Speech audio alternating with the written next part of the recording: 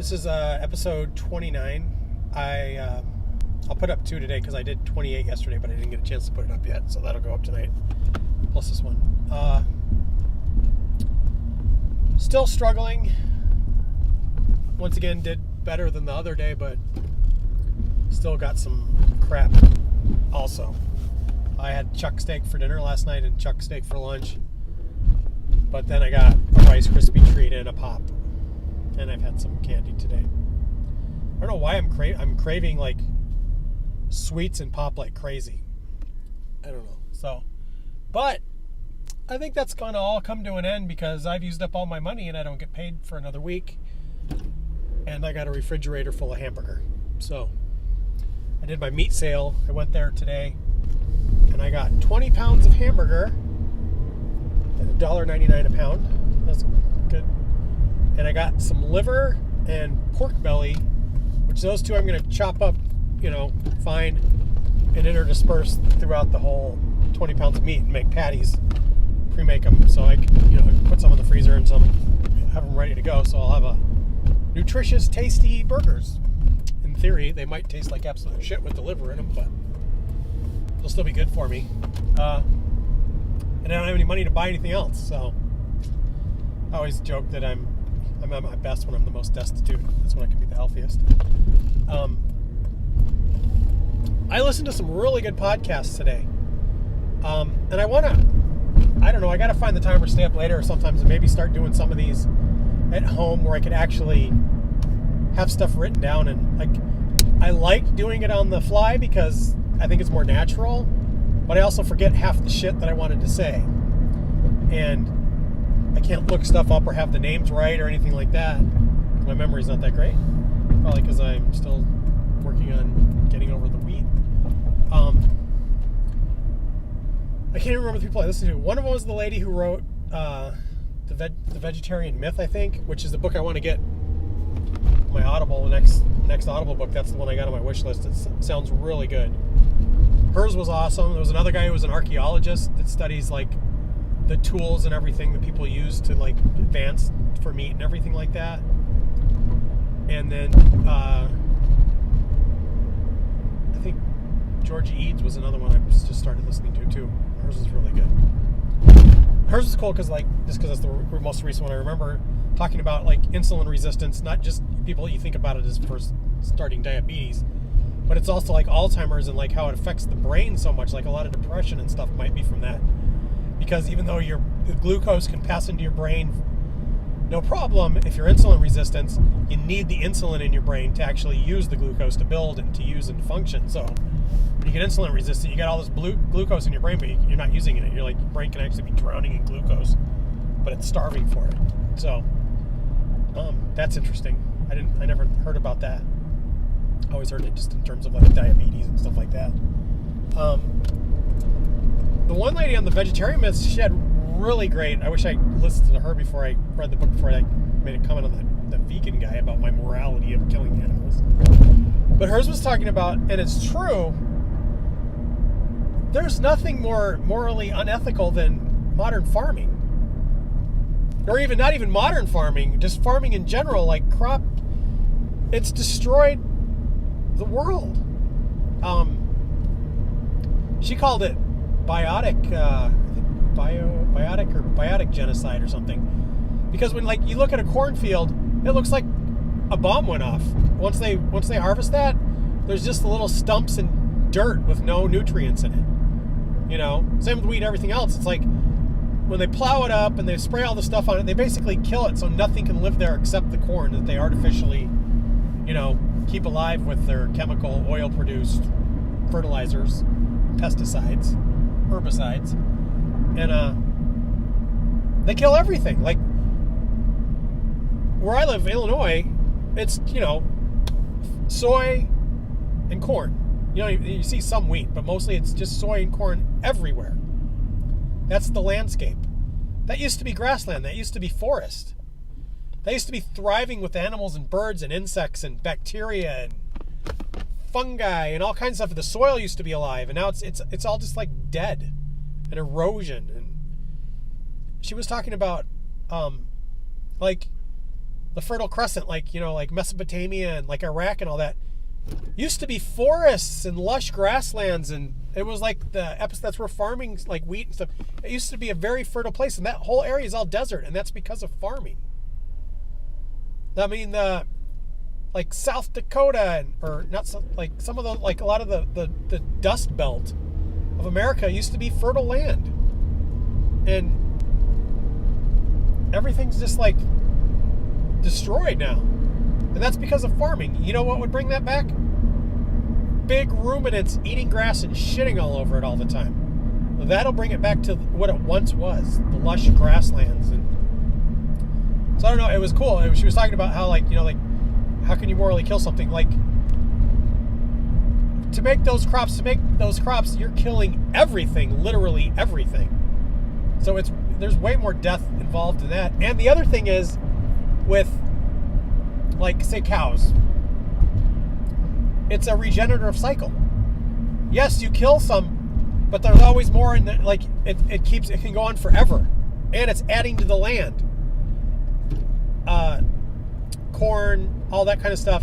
It's an annual that's, what they said, that you could basically go through like 800 years of topsoil in a year, a couple of years.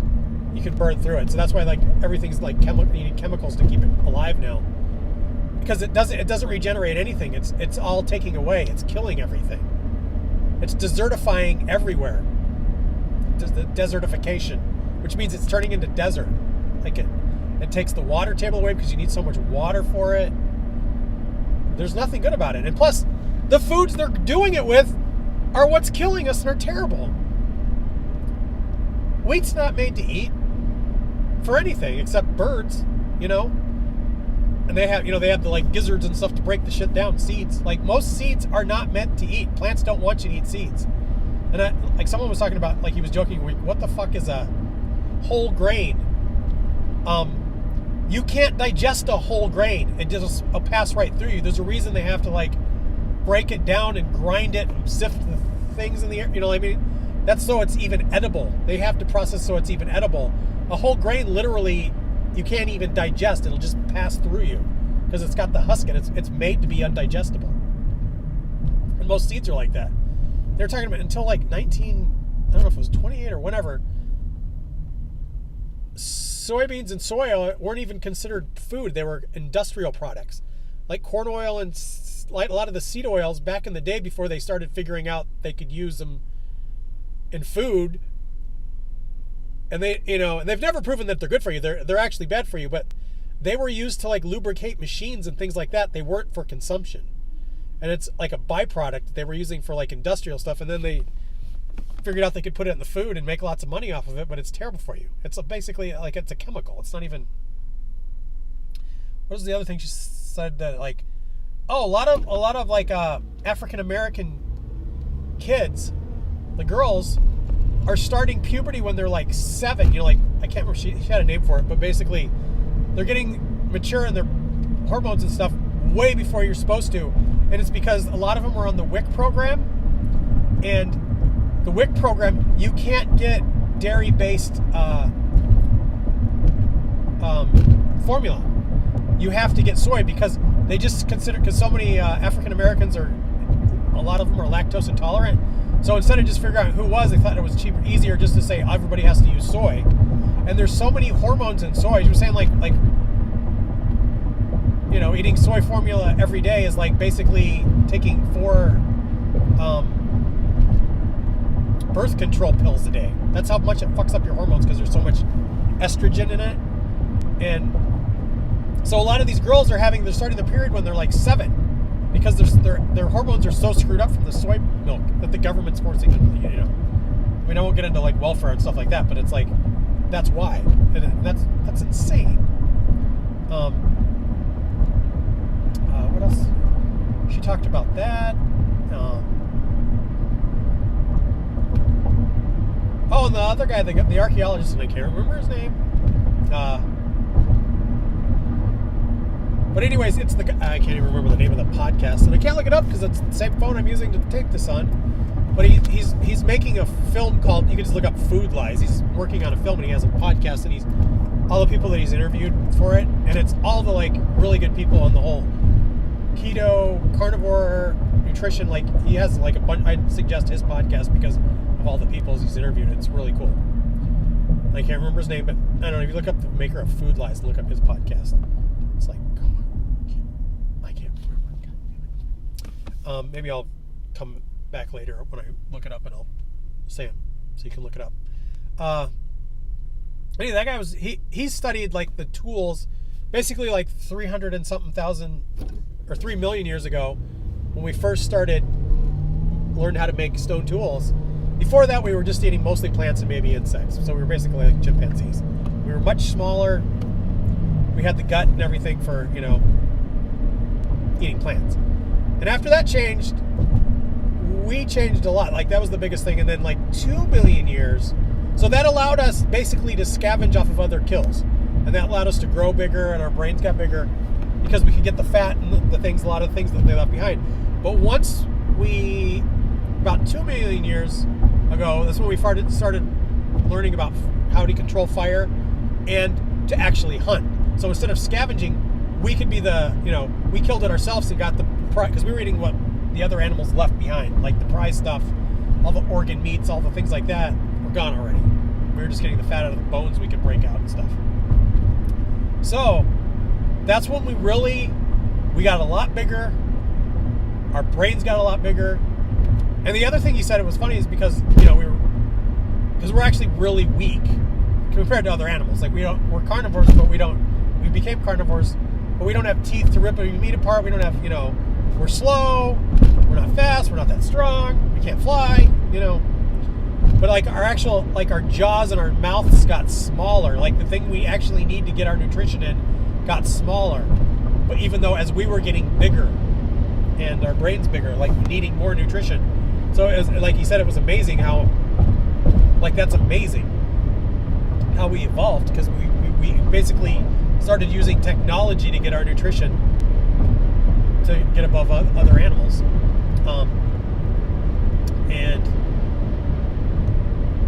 And then he said a lot of all the plants, like back in the day, and if you study tribes, almost all plants, even the ones we eat now, their original wild counterparts were pretty toxic.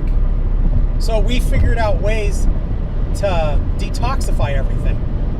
Like, soaking legumes or fermenting things, or you said even a lot of wild potatoes are super poisonous, and they figured out ways, there was one thing they tried where they basically boil mud, and somehow if you eat the potatoes with the earth, like the soil, it takes away the detoxifying effects, and then you can get the nutrients out of the potatoes. There's a lot of interesting stuff. But basically, the fat content was a huge thing, and that's a lot of the organs, the brain, the bone marrow. Those are prized by everybody, for their nutrients. Oh, and that was one of his points was what we eat today, a pig, you just eat the pork chops and the ham, or eat the steaks or the roasts off of beef cattle.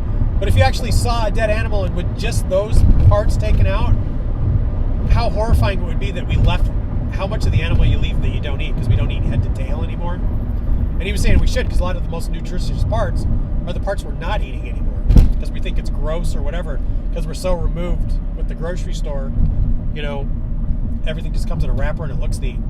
But, shit, I gotta end this because it's getting close. To wrap it up, I'm eating liver. I might start incorporating more organ meats, just maybe putting them in hamburger. I might try brains, even though it's gross. It's supposed to be really good for you. Heart, I'm gonna try buying that stuff. I could buy the hamburger cheap and then add in those organs, which are usually cheap too, for the nutrients. All right, I'm gonna end it because it's gonna go too long.